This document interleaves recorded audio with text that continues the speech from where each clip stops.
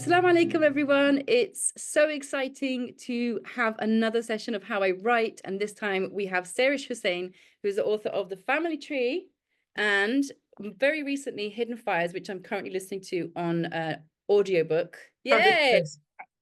Glamorously modeled by the author.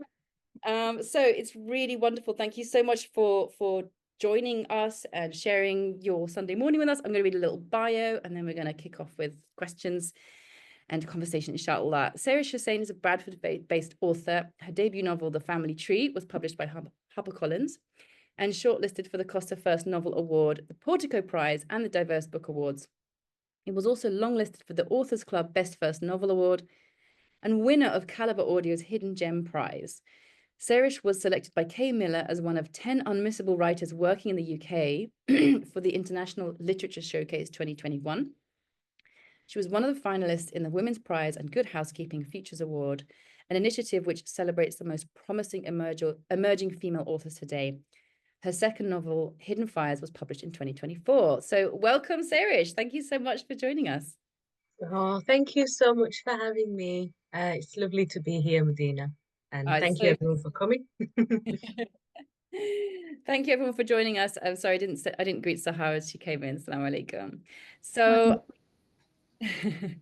thanks for rejoining the rescheduled conversation. So just to get us started, what was it that you think kicked you off as a writer? Was there any book or a writer or a person perhaps that made you really get inspired and make you think, yeah, I want to do this? Well, I think it's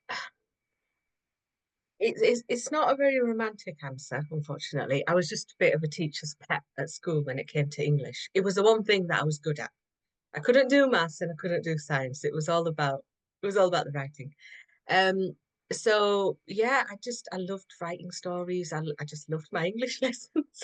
I loved reading. I was an avid reader as a kid. I grew up with Roald Dahl, and I was also part of that, Harry Potter generation. The books were coming out and queuing up outside the shops, it was that kind of vibe. So yeah, that was my childhood. My dad used to take us to the library, simpler times, and but I think really with your question about was there one book that got me into writing or that told me that I wanted to be a writer? And I feel like I'm going to get a collective eye roll here, but I think it's best to just be honest. So I was 14 when I read The Kite Runner by Khalid Hosseini. Judge me all you want, because I know that I don't know how people feel about it, but as an adult reading it now, I totally understand that there's some problematic things in there. But as a 14-year-old who read the book without parents' permission, it probably wasn't suitable for me to read. Um, it just kind of grabbed me. It was the first time I was reading a novel that had names like Hassan, had names like Amir, and I've got Pakistani heritage, but not Afghanistan. The book is set in Afghanistan, but I guess there were similarities. There were things that I recognized within that culture, and just the story itself. These two boys. It's very epic in scale.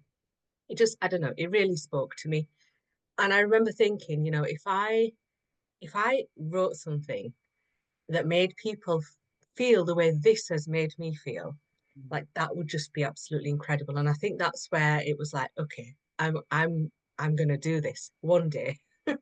And then I went on to do English at university, and it just kind of, yeah, I never let it go. It never stayed a little hobby. It was something that I was kind of determined to pursue with was writing, yeah. MashaAllah, that's such a cool story. I think there's absolutely no shame. I mean, the person that turned me on to writing was Terry Pratchett, who is like, quite goofy, right? Like when I look at his books now, and I still quite enjoy reading some of it, but yeah, there's other times I'm like, really? Was that the person that, but in terms of just like sheer imaginative, crazy, out there, sort of funny, lots of puns, very kind of clever. I just thought it was so brilliant what you can do with language, what you can do with a story, what you can take your reader. And so just to begin, or just to touch on The Family Tree, even though I'm not Pakistani and I didn't grow up in Bradford, but I felt seen when I read this for the same kind of similar reasons, like seeing with some names, seeing things that are just like Muslim culture, just sort of mentioned very casually. It's just like part of who they are, it's part of their life, and there's no kind of need for excessive explanation. Like that was one thing I thought was really, really powerful about this book, is like partly it's set in Bradford. It's the first book I've ever read, set in Bradford. And I was like, come on, I'm happy. Represent. Represent. And like the Yorkshire idiom and like, just I didn't hear it as an audiobook, and I'm really enjoying listening to the second book as an audiobook before all of the idioms and all the different subtleties between all the accents. It's so good. But yeah, I felt that there was something very um what's the word, relatable. Like it felt for me as a Muslim, I felt that there's something there that I feel so thankful that this book exists, so I think you've achieved that 14-year-old Thank you. goal. Was there any like thought process that, I mean, you did mention that this was, something that you wanted to do, write a book that made Mm. others feel the way that you felt, but like when you went into writing that book, did you have any kind of plan in mind, or did you just had an idea for a story and just went for it? Again, not a very romantic answer because I was absolutely methodical in my approach when it came to writing the family tree. And I always say it was born out of frustration, because of the world that we still live in, unfortunately, but the world that I grew up in. And, I'm sure people here will feel the same and have experienced the same. But I think so. I was 8 years old when 9/11 happened. So, growing up, the world completely changed. And growing up, there was this, as we all know, this post 9/11 fascination with Islam and Muslims. And, growing up, it was just a constant, being drip fed of negativity, whether it was on the news, whether it was in books, whether it was on TV, whether it was in film. So I think I was kind of, yeah, it was just, again, and I'm saying this here with people who understand exactly what I mean. So I don't even feel like I need to explain. We all know what I'm talking about. Um, and it was basically a cycles of disappointment I felt. So, picking up a book thinking, oh, there's a Muslim character in this book. And then, oh, yeah, well, here we go. Radicalization is about to begin.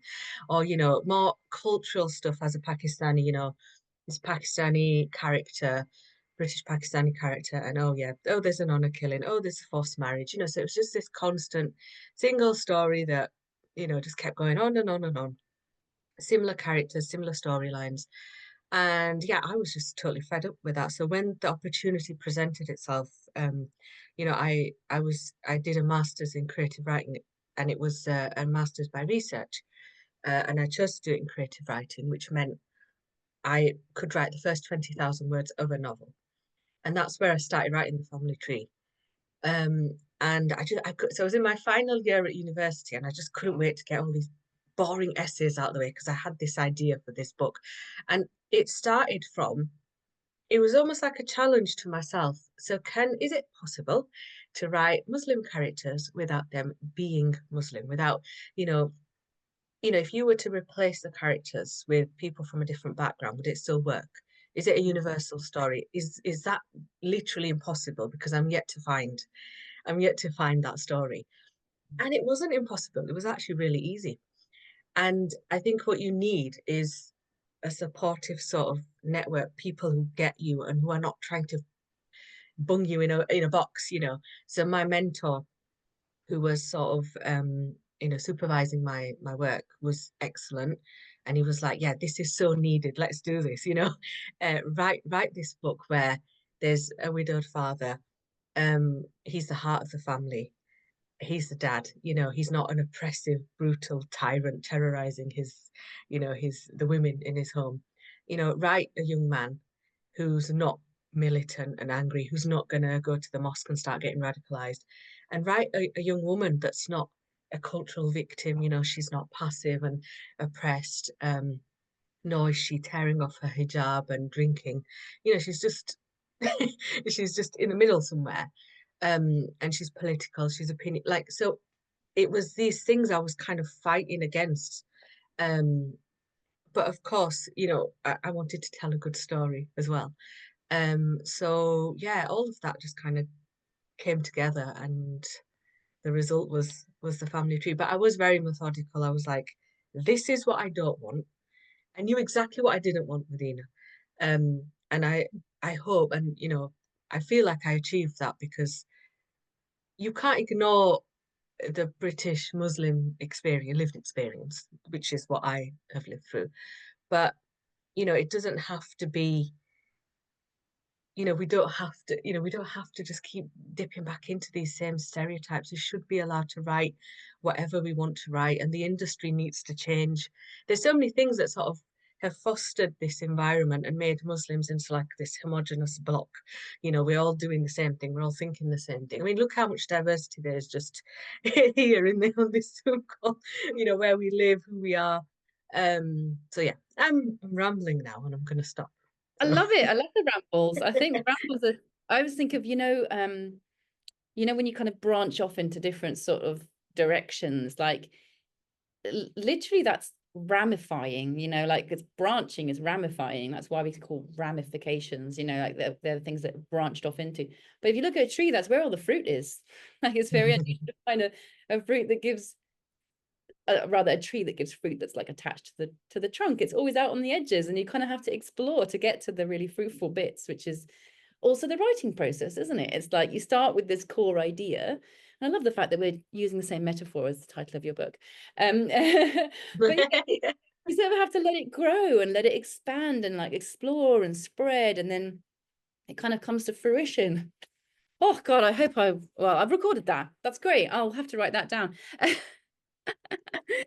I loved, there's so many things I want to ask you about this book, because I love the fact that you did decide to just, deliberately go, I'm just going to write a great story. And it so happens that it's growing, emerging organically out of my lived experience. And so you've got so much, it's so real. It's so realistic. Like, I mean, I want to just point to a few like really cool details. Like, first of all, Sahil is born in 1982, which is the year that I was born.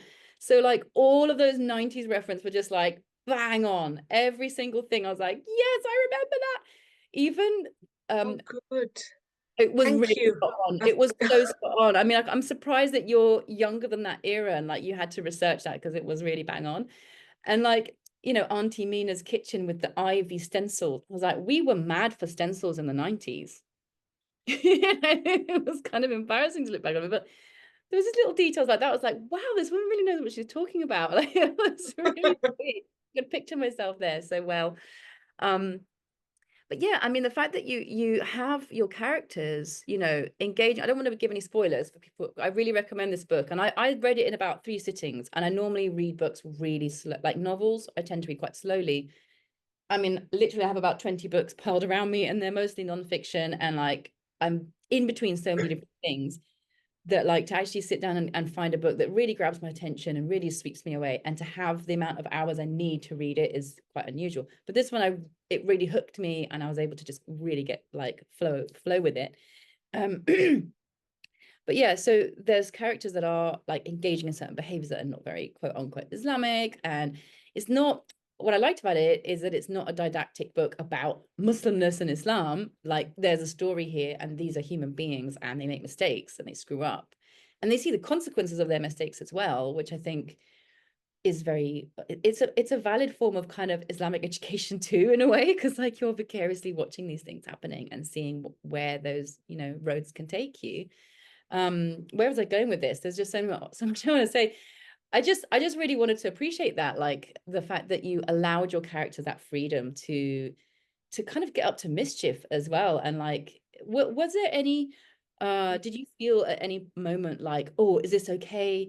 Am I allowed to do this? What are my Muslim friends and family going to think? Did you have any of that kind of inner conversation? Yeah, no, that's so interesting. Thank you, Medina, because you get this book as a Muslim.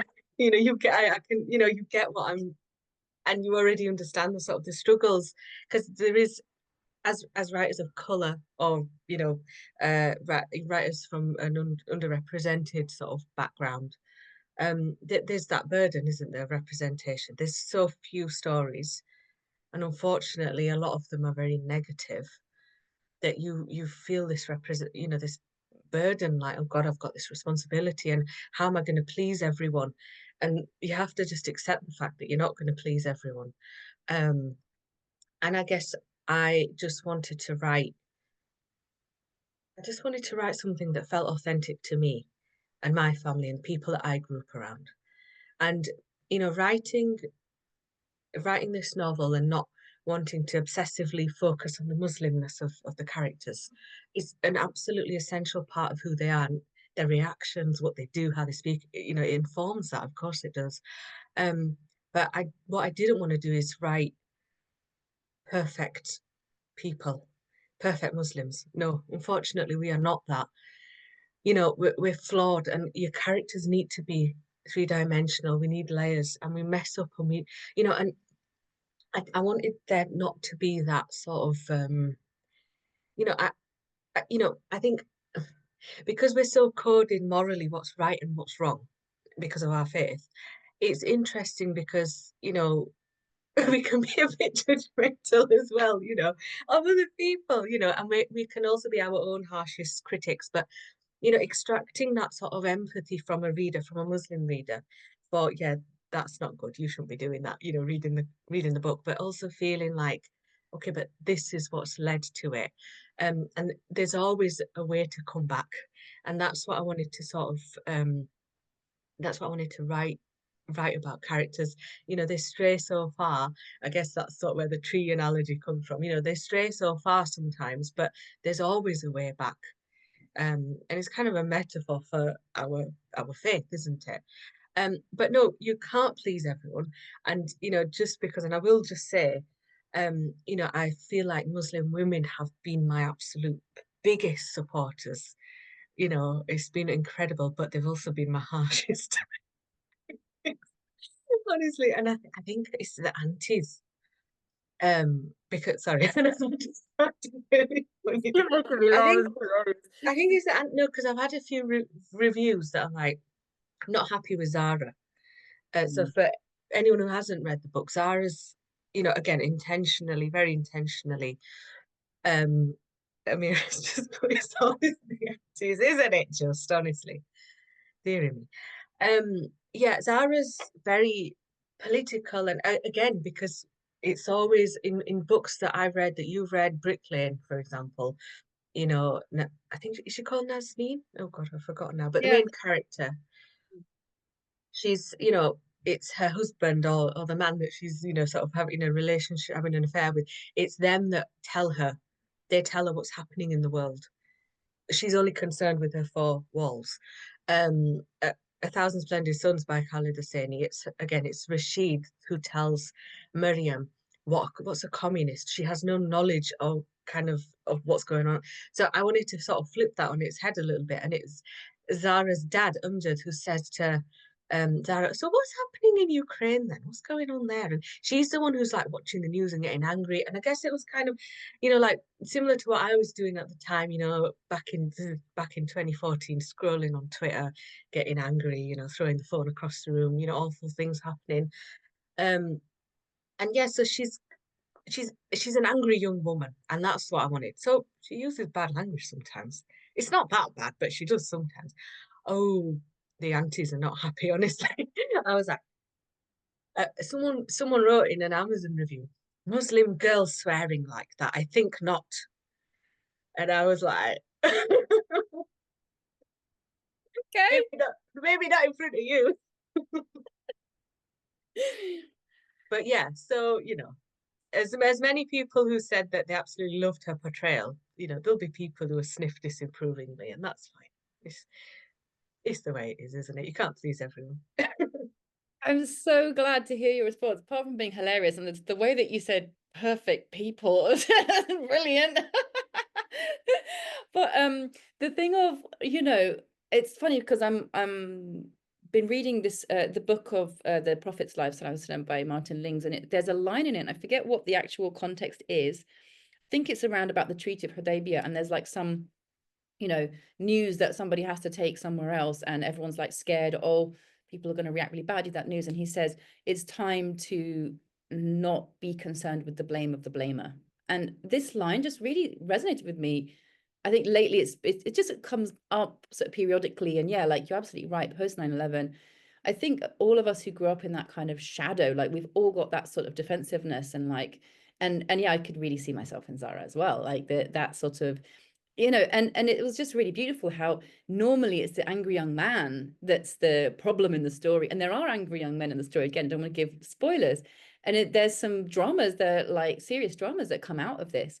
But the male anger in this story is not, it doesn't get channeled in a way that is sort of stereotypical. It gets channeled in a different way, which is also common, and it's kind of an undertold story as well. And like I really, you really allow yourself to go into that, the really flesh out the pain of that experience and the resentment and the guilt and all of those sort of feels. Like there's so much feeling in this story, but it really just, it's very brave. It's dealt with, I thought, sensitively, but also bravely enough to be able to say, look, you're not mollycoddling the reader, like you're sort of going like, you're a big boy, you're a big girl, you can handle this, and the fact is that is a really realistic story. And I read in the afterword as well that you had a just very small spoiler that there is drugs involved in the story, that you'd consulted with drugs, what was it, some kind of expert in Yeah, drug. drug and alcohol counselors. Yeah, yeah. Wow, that was really interesting. So just a little quick question. How much research do you put into your stories? How much time do you devote to that? I mean, yeah, I mean, with the family tree, that aspect that you've just mentioned there with the drug and alcohol, the drug part, and then also the again, sorry, spoiler, but there's homelessness is somewhere in the story. I mean, I had so it's funny because one of my mum's friends, who's known me since I was like a little baby, she read the book, and then she rang my mum up after, and she went, How does Sairish know about all this stuff?" It was absolutely, you know, and again, I obviously had no idea about drugs, about alcohol, about homelessness, and I had to throw myself into that quite, I went to visit, the experts as well. I went to some soup kitchens, I went to some night shelters. Obviously, it's very cold in the UK, so, um, you know, I had to just throw myself in there and get it because and it's funny because you make mistakes, and as a young writer, what I did was, I had to write a scene again without giving spoilers about. So I've mentioned drugs, but like a withdrawal from drugs.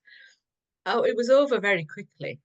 Oh, it was easy peasy this withdrawal, and then one of my a writer who was mentoring me said, "Oh, I wish it was that easy. Like, come on, you need to go there.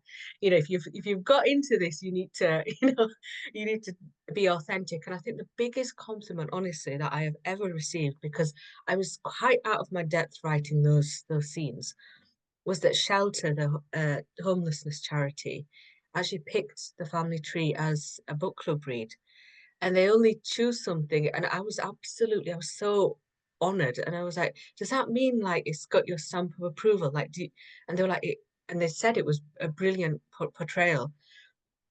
And that just meant the world to me, honestly, because, like I said, I was out of my depth writing those scenes. The fact that my research and I had to stop writing for 6 months just to do that research and get that right. Yeah, it was quite intense. With the second novel, it which is sort of, it's set in 2017 in England, but the partition of India plays, kind of the memory of that, and the legacy of that is in the novel. That I think that research has been accumulated over, I'd say, a lifetime. It's just a historical event that I've always been very interested in. I did my undergrad dissertation on partition literature, and it's something that it wasn't like I knew nothing about it and I had to do a deep dive. I went back in a few times. Um, and then with that novel as well, there's an elderly protagonist. He's 80 years old. He's called Yusuf, and he's 80 years old. He's living on his own. He's a grandpa, moss cat beard, shalwar kameez. And yeah, so he's sort of got this early onset. He's starting to sort of get dementia, very early stages. So again, that was something I had to sort of research. But I think, you can sort of delay the writing too much, Mm. and it's best to just sort of get into it and make notes and say, right, you need to know more about this, and just write what you think and then go back and sort of perfect it. But yeah. That's brilliant advice, and it's interesting to hear that you actually paused the writing of the book for 6 whole months. That's a good old chunk. Because I was going to ask, like, well, with both of these books, how long did it take you to write them? What was your kind of writing schedule for them? Um, so because I wrote the family tree whilst I was doing like these postgraduate studies, and it was part of the postgraduate study. So when I got like a distinction, I got a distinction. So I was given a scholarship to continue. So I progressed onto a PhD, and which is where I finished the novel. So I had like PhD stuff to do as well as, but I'd say the family tree took me from start to finish about 4 years, and then the publication was delayed as well. It's such a long process. It's a marathon. It's not a sprint. But the second novel again took me like, I'd say about 3 years, because I got like second novel syndrome really badly. Like I was really struggling, and it's true. I mean, I guess it's known to be like a really difficult thing to do, to write a second book or record a second album, whatever it is.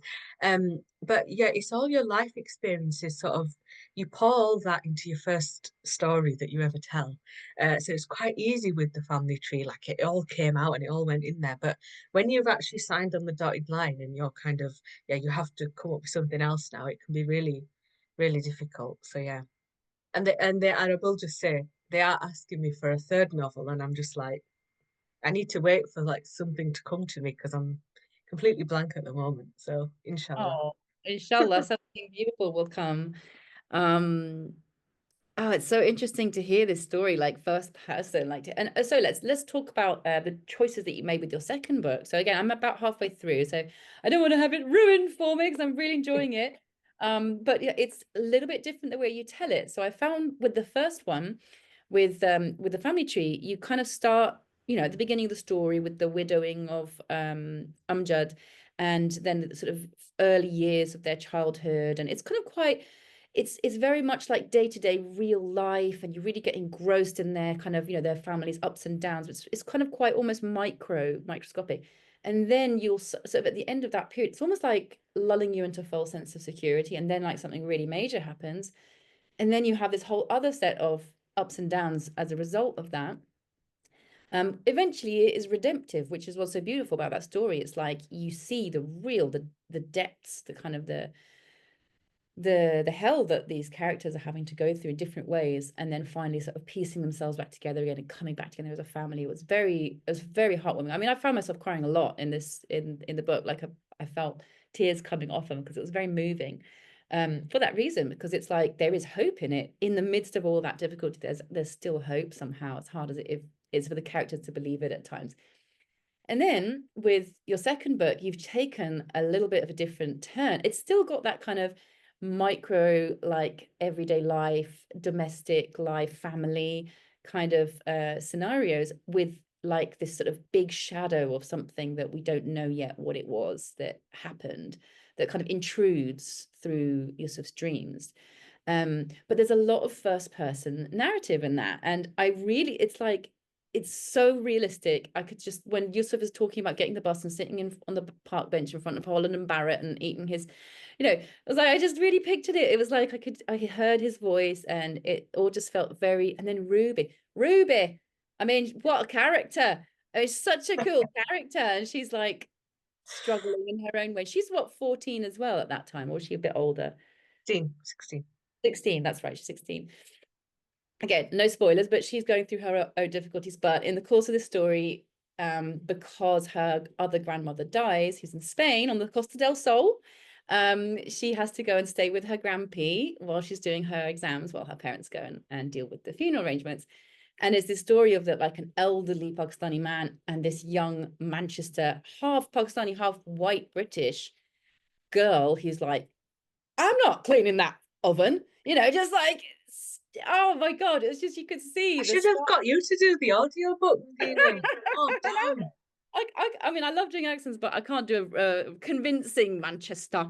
But it, you know, it was, I love accents. I love how, you know, colloquial and like just the way that they speak. Each one has their own voice so strongly. So can you talk us through a little bit, like how was that for you to kind of switch to a more first person driven story? Yeah, I mean, I think so with the family tree, I mean, when I look back at that book now, I just think, wow, like how did you pull that off? Because, for a first novel, there was because again, I used to get asked who's the main character, whose story is it? I'm like, well, all three of them. It's Umjad's story, it's Zara's story, and it's Sahil's story. So I felt like I was doing three protagonists. It spans 3 decades. There's three like threads, and it was quite a biggie. And I think I just was like, right, okay, I'm going to take it down a notch with the second one and try not to make things so hard for myself. Um, but that was very like, yeah, it was, third person.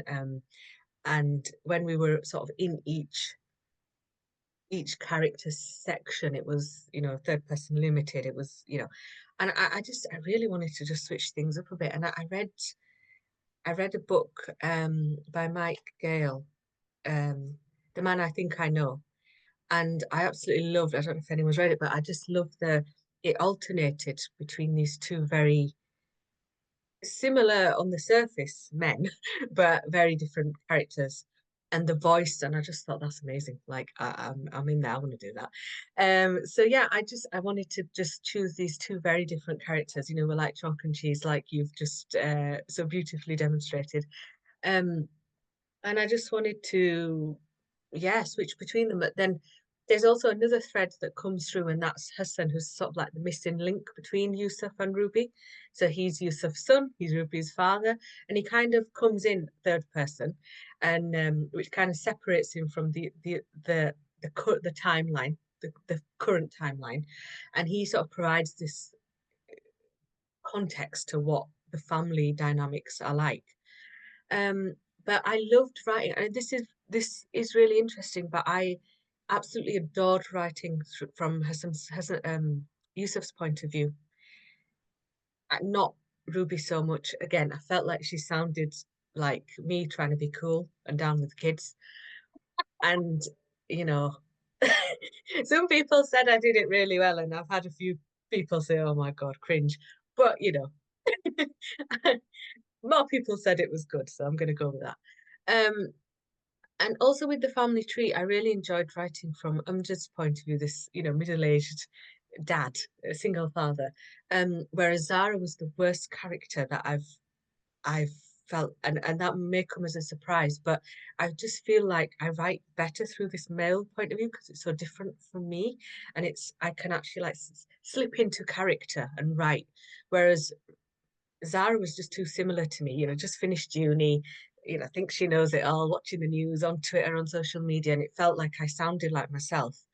And with Ruby as well, it was again, I'm closer in age to Ruby, 16, than I am to 80. So, she felt too similar to me as well. But yeah, I really liked writing first person. I adore second person as well. I don't know if anyone's tried a bit of that. Um, yeah, and just two alternating timelines, and it's so interesting that you can have the same event taking place, but characters can view it so differently. It just felt a lot more intimate, and yeah, I really enjoyed it, and I hope the contrast, because I wanted Yusuf to sound like he sounds very formal, very noble, very dignified, speaks proper, and then Ruby comes in like black. I think you did amazingly with that. I think it's really interesting as well. You point out that your own separation from the character makes it easier to slip into that character and speak for him, because you're kind of acting, aren't you? When you're writing in first person, it's like you're becoming an actor. You have to sort of channel that person. And I really liked, I really enjoy Yusuf's character. You're right, he's very dignified, he's very noble, very self-sacrificing.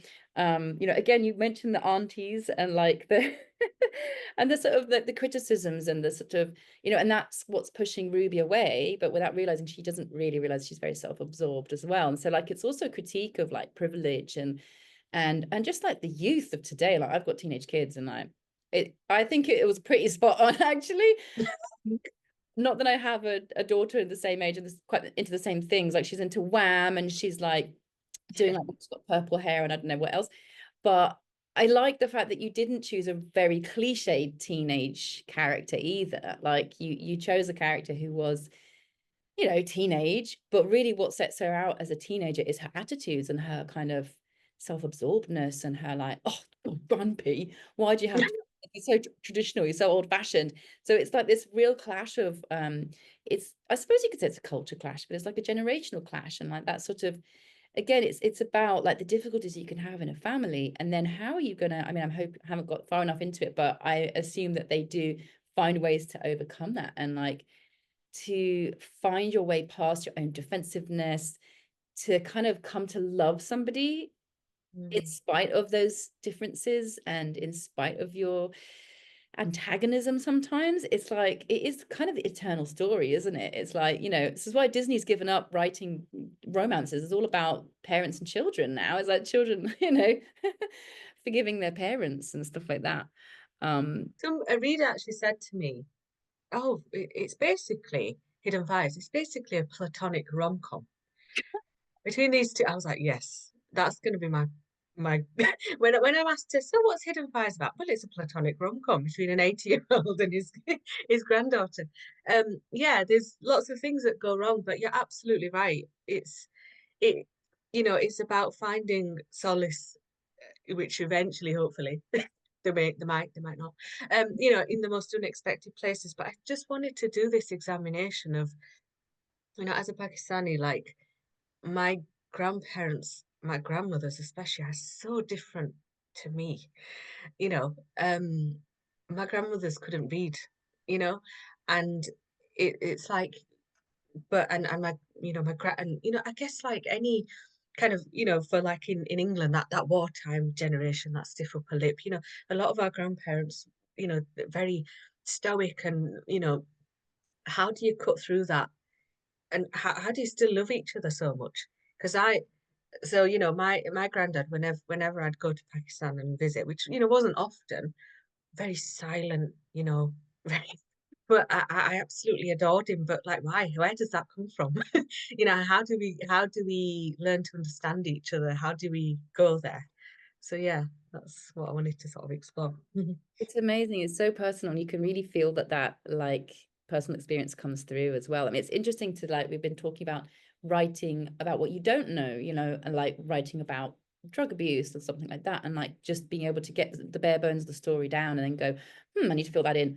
Then put it on pause, go do research, come back and fill it in again, which I think is a really important tool for write, or like just approach for writers to bear in mind. Otherwise, you know, you're never going to know enough, actually. Like, you know, if you have that sort of goal in mind, oh, I'll write it once I've known enough, do an entire PhD on a topic and still not be able to write a novel about it, you know, kind of have to let the story do its work. But then also writing from lived experience there's just really nothing like it. And it really comes across in the story. And I love particularly about how, you know, the part that I've been listening to recently is about how Yusuf is trying to kind of assert himself so that Ruby will respect him. So there's this kind of like this topic of love and respect, and like, you know, your elders. Like we don't actually, I mean, my mum is American, my dad's British, but you know, I didn't grow up around my grandparents at all, very, very little. So I didn't have that kind of culture of respect towards elders. You know, the elders were just shipped off to the residential homes, basically. I mean, my grandparents, I don't think actually were, but I didn't really have that close kind of relationship. My husband's from Iran, and like they have, you know, it's, I guess quite similar in some ways to Pakistani culture, and like, you know, that the way that you honor and revere your elders, and that sort of formality and that dignified sort of quality is like it has been very lost actually in British culture, and sometimes you do miss it. And I suppose you miss it when you get old, don't you? Kind of go, Yeah, yeah, people today are not respectful. yeah, absolutely. Yeah. And often they're the kind of the quietest members of the family. But and when you kind of think about what they did and what their lives have been like and what they've been through, it's absolutely incredible. So like my grandparents' generation, you know, if they were old enough, they will have been children during the partition, so they survived that event. And then to go on and move to, a country that was often hostile and build a whole life here, work here, you know, when we first meet Yusuf, he's remembering, sharing a terraced house in Bradford with 8 men, and taking it in turns to sleep in the bed whilst they did shift work. So, and then when you look, but I think that gets lost. Exactly what you're saying. So, like with my generation, have you actually stopped and considered? You see this little old, little old people that you go and see sometimes, or they live with you maybe. But have you actually stopped and thought, what was their life like, and the stories that they've got? It's so important to sort of like you're saying, to honor that and to just acknowledge, they're not just old and grey and they've lived. Well, you're here because they did what they did, and it needs to kind of be acknowledged and you It know does. And I think that's why it's a very timely book in a way, because it kind of it points to that. Like I think in a way, what Ruby's doing is she's marking out herself in a way that her previous, like her, maybe even her father or her father does as well, because he breaks out of his sort of family tradition and marries a white girl as well. But like successive generations are each kind of marking out themselves in a way that previously people didn't have the luxury of doing. Like it was all about self-sacrifice and and so there's the different grandmas as well, the different kind of the way the grandmas are presented, and how um Granny, oh, what's her name, Yusuf's Zarina, who's passed away now, she used to complain to her son, your wife's sick and her mother's off gallivanting around Spain and having lovers and drinking and doing her yoga. Shameful. Why isn't she back home? And then looking at how, Linda's, sorry, the Michelle, Linda's daughter, Hassan's wife, it's kind of like, but when I'm sick, I just want to be left alone. Like that sort of, just that alone is such a difference in the way that people behave. Like I've also been kind of quite acculturated in that way to be like, no, just leave me alone. I'll sort it yeah, out, cry on my own in my corner, kind of thing. And like absolutely. one was the complete opposite. You're in a room with like 30 people for 4 hours, and I'd just be like, Yeah, yeah, it's so true. It's absolutely true. It's definitely I actually visited Pakistan recently, and yeah, you're never on your own unless you go have a wee. yeah. Literally, if they could follow you in there, they would.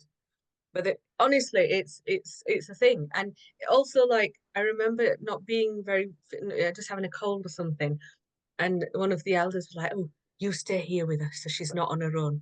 Like, oh, someone had to be with me all the time, so I wasn't alone. I'm like, please leave me alone, go away. I need some me time, It's yeah, it's definitely a British thing, I think. It is quite British. I want to just say to Yeah, everybody so, who's listening, please, if you have any questions, then jump in. We're kind of coming up to almost an hour, but I'm just really enjoying this conversation, so I don't want it to end. But we will have to say goodbye at some point or another. But if you have any questions, please put them in the chat. So I guess I'd love to just ask you what your advice would be for up and coming writers, people who want to write fiction. so I would say, please write what you want to write, and don't feel like as though, you know, for so long the industry, society has told you what sells and what you should be writing, and this is what we want to know from you. This is what we want. We want these insights into your culture, and we want you to write about a young woman who's going to break free from all the shackles of of Yeah. Islam or of culture, whatever.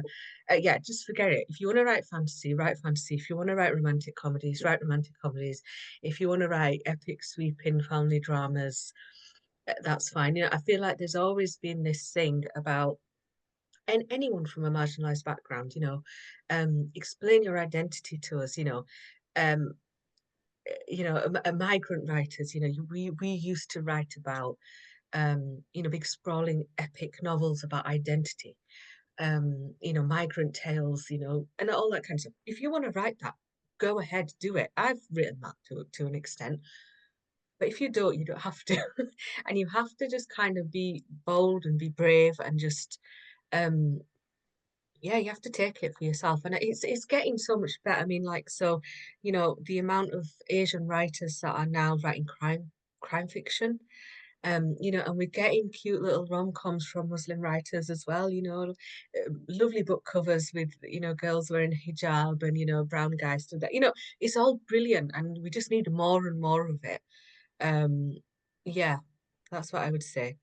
Because I feel like we have this thing, because as someone who's used to teach creative writing, a lot of, the sort of Muslim students that I came across, I had one, for example, who wrote like a short story, and I read it, and then I had like a one-to-one with her, and I said, oh, so in the story, um, there's talk about this girl meeting a suitor, so some guy's going to come with his family, and some potential guy, and I said the friends are having a conversation. I said the first question the friend has asked this girl is, oh, so you had a chat with him. Oh, cool.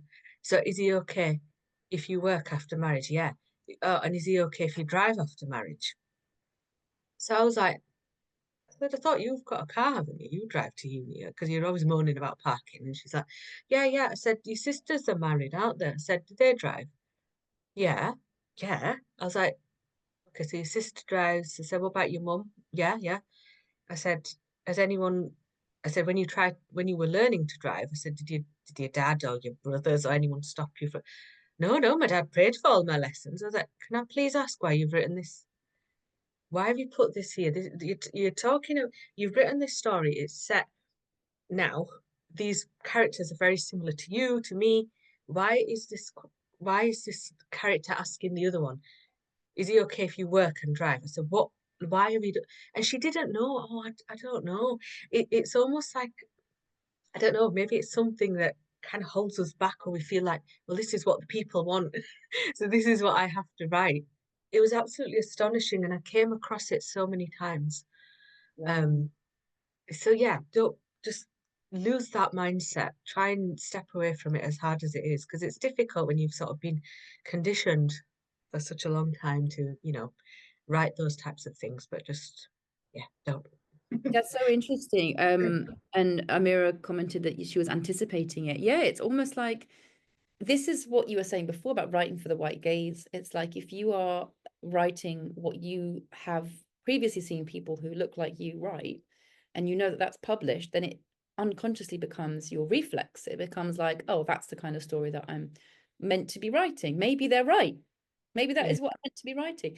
And I love fiction that comes out. I read an article a few years ago about how women of color, um, this writer journalist was arguing that women of color have a better place to write fantasy and speculative fiction because they're people who are most likely to want to imagine a different world, and so you have all these like Octavia Butler, and I read a book by London Shah called The Light at the End of the World, and it's a really interesting futuristic dystopia about London that's underwater, and people have like actually evolved to have gills, and it's completely off the wall, but it's so cool. The world building is really good.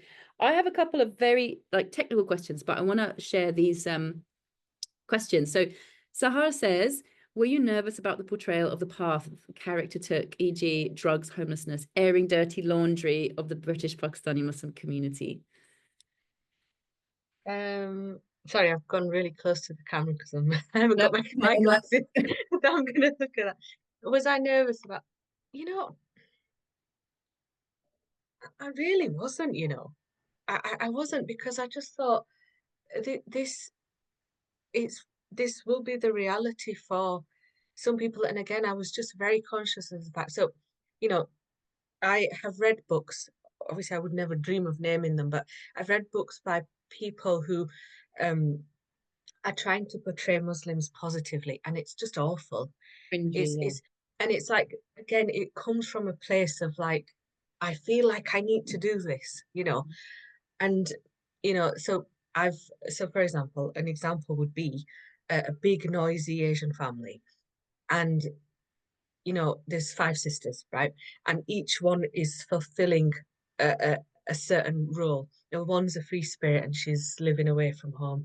One's stuck in an unhappy marriage. One is trying to get married. One's trying to start a YouTube. It's kind of like, oh yeah, one's secretly gay, like things like that. So we're operating, all five of them are operating roles. But when they get together, there's nothing interesting to be said.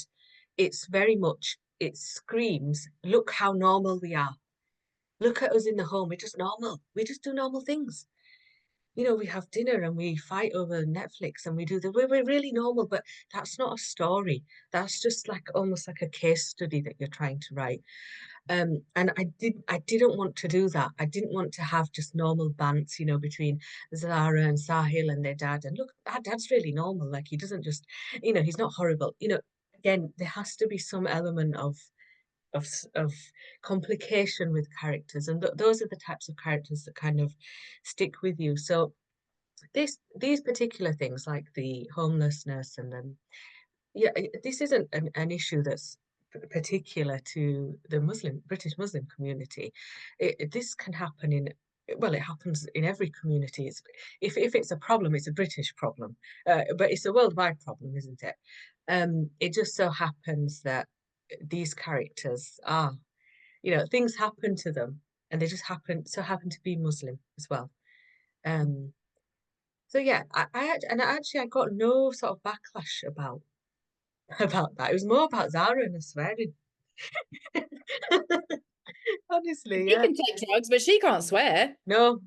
Yeah, again, there's a lot of that is informed by, because I remember during book club, a reader said to me, so if Zara had gone off for 10 years and, gone and, been, things had happened, would it be, would she be welcomed back in? And I was like, that's a really interesting question, and a lot, something for us to all to think about. What is it that men are allowed to get away with that women aren't? So like the male character can go through this whole journey that strays him very far away from his family, from his faith, but Zara swears and she's too angry, and and that's the problem.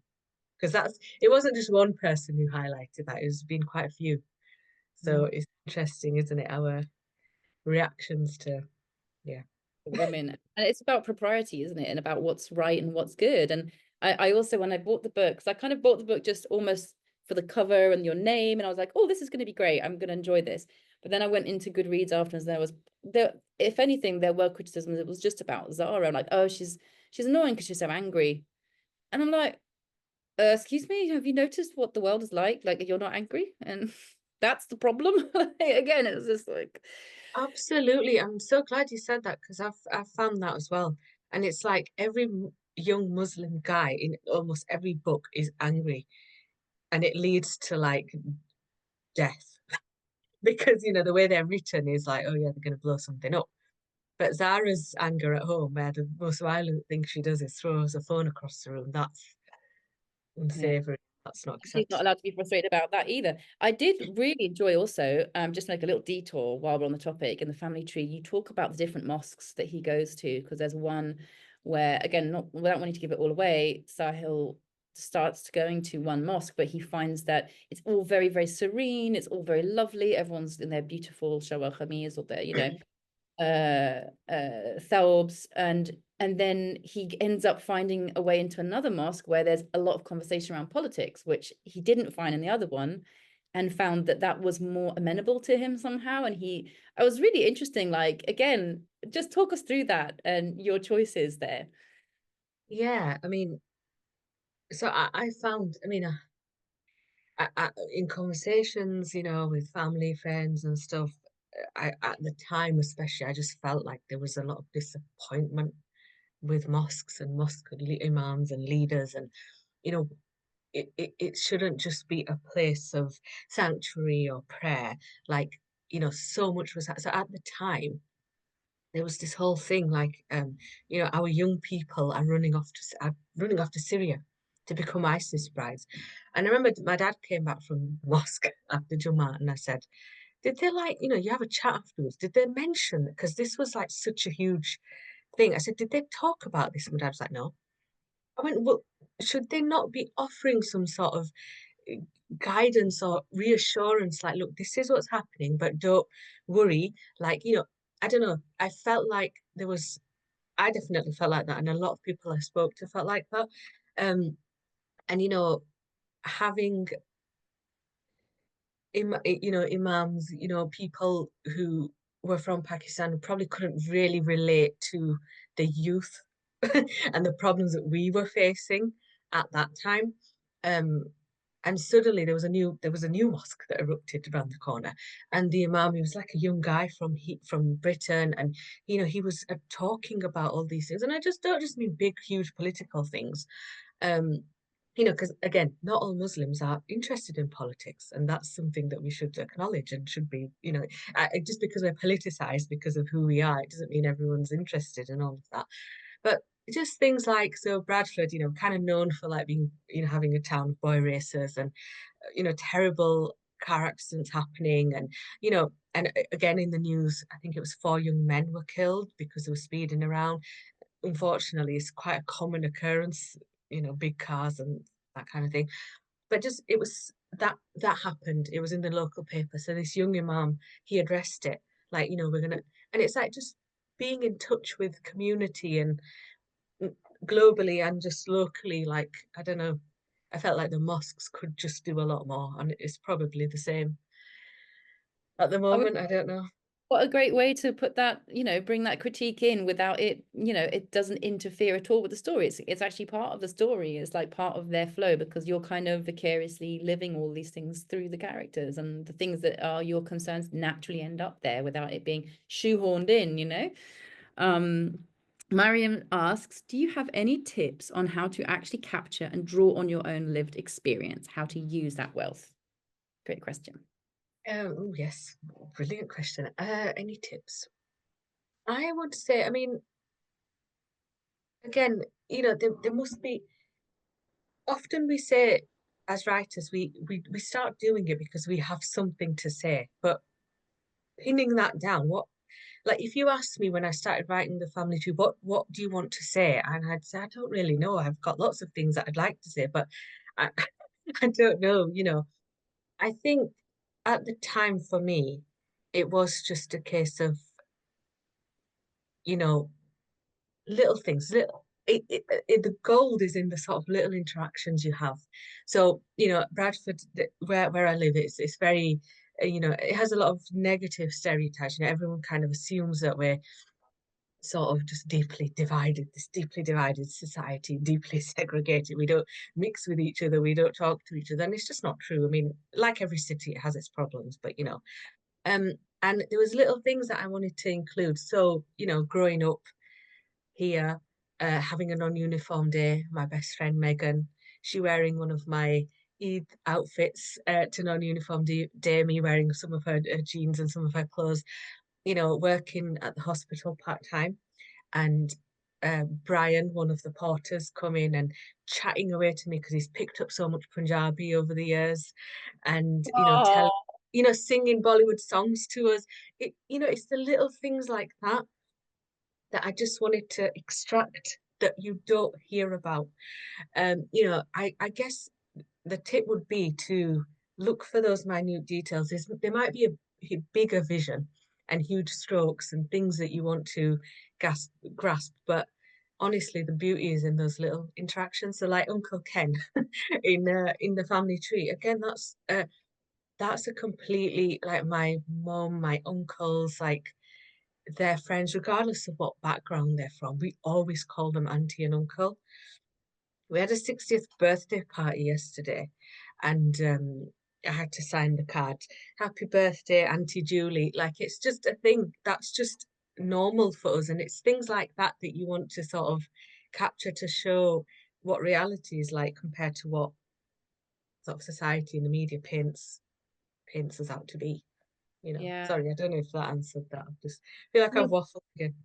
no, it's good. But it's like you say, like it's the details that really matter. And it's like you can, I think with a big story, especially with a novel, the temptation is to go in and this is a story about, and you kind of already got the blurb written in your mind. And that's fine because that might help you to remind yourself of where you want to go with it. But it's like there's two kind of layers to it, isn't there? Or lots of layers. Like sometimes you just have to come into the micro. And I really like also when I'm teaching or coaching, I like kind of encouraging people to zoom in and out. So sometimes you do need to zoom out and get context and understand why people are behaving such a way. And this is what, the broader society, this is the bigger theme of my story. But like you zoom right in and you don't understand how weirdly universal that is, because like if you pick on, yeah, like the kind of the random neighbor who ends up becoming like a member of the family, that is a very universal thing, or it could be a very universal thing. And if it isn't, people might go, oh, I like that, actually I might adopt that.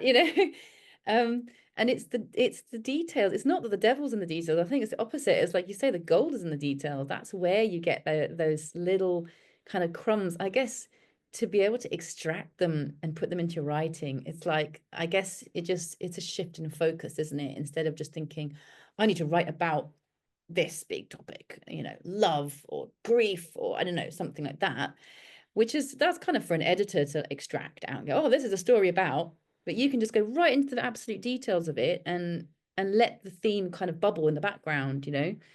Um, Mariam says, no, Absolutely. it did give me some guidance. Thank you. Sahar said earlier, that's true. The story is universal and can be applied to other demographics in the UK. Absolutely can. I have one more little personal question, a little technical question. So I actually started writing a novel in 2001, and Wow. I haven't finished it yet. So, but my problem is I don't really know how to end it. So we talked before about how your books, I mean, The Family Tree definitely is very redemptive and it has this kind of wholesomeness to it behind, like, through all of those vicissitudes, there's some way that they kind of come together and there's some kind of healing that happens. My question is, how do you end a story, especially like a really big, like rambling, like not rambling, but sprawling story, to bring those ends together that are in a way that doesn't feel too neat and tidy? Yeah, it's very hard, as you know. It is, isn't it? I mean, yeah, gosh. I don't think I knew how either novel ended until I was at the end. It's just, yeah, I guess. I mean, with your novel that you started writing, how far in are you? Like, are you? Well, I got to the point where I'm rewriting chapters that I wrote 20 years ago, more than uh, 20 years ago now, which is good because now it's kind of moved on a lot more. Otherwise, I had some bits that were just stuck there and I hadn't rewritten them. And so they never got out of first draft. So I think I'm kind of like, apart from a bit of rewriting that I'm doing, I've just got that last chapter to do. And then that's what I'm kind of got that, like, I'm freezing up.